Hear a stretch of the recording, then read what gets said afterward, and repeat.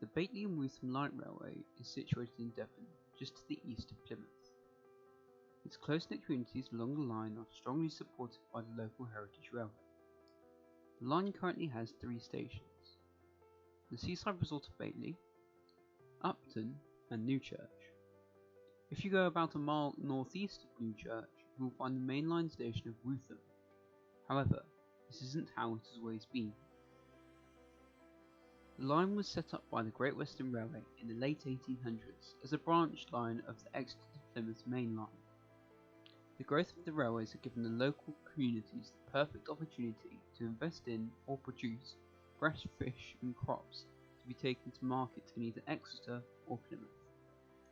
They took this opportunity with both hands, and after the first year of service, traffic along the line was booming. The port had been given its own train, later nicknamed as the Flying Kipper by local people, and the service had started to be taken all the way to Bristol a couple of years after that. It was even said that the line was busier than Paddington Station itself at one point. A few years later, in 1902, a brewery was set up in the town of Newchurch. It created many new jobs, and farmers ran off their feet trying to supply both the Exeter markets and the brewery. The brewery was buying so many ingredients it had started to be given its own train as well. After the train was established as a weekly service, the local people nicknamed the brewery train as the Farmers Market. We now go 5 years into the future. Nearly all freight traffic except the Farmers Market and the Flying Kipper trains had now disappeared, and passenger traffic was beginning to pick up. Many people had started to see the stations along the line as pleasant holiday destinations. In this group was my great-grandfather, Lord Hill VII. He decided to build a large house near the town of Newchurch, which backs directly onto the railway line, and this is where I live today. Suddenly, in 1914, the outbreak of war occurred.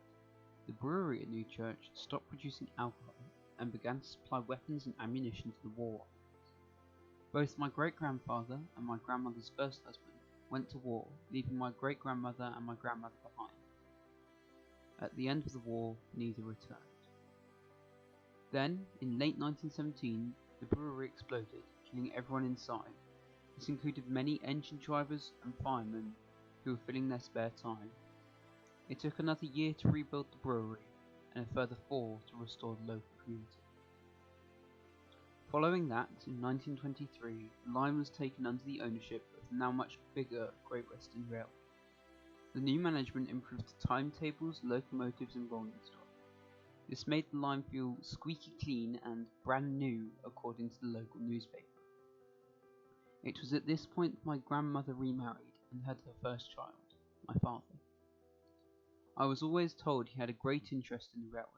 Supposedly, as a child, he used to go down to Newchurch station just to watch the trains rattle by. At the outbreak of the Second World War, my father, aged only 19, went to the local conscription office in Wootham. However, his job, an engine driver, was deemed far too important for him to sign on. So, instead, he went and joined the local Home Guard unit. However, not much later, in 1944, they were disbanded. This would be the same year I was born. Shortly after the war in 1948, British Railways was formed.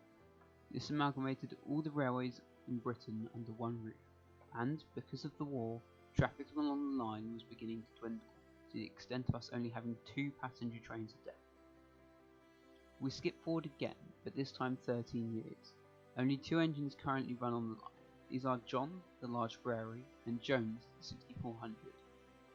This is where the story begins.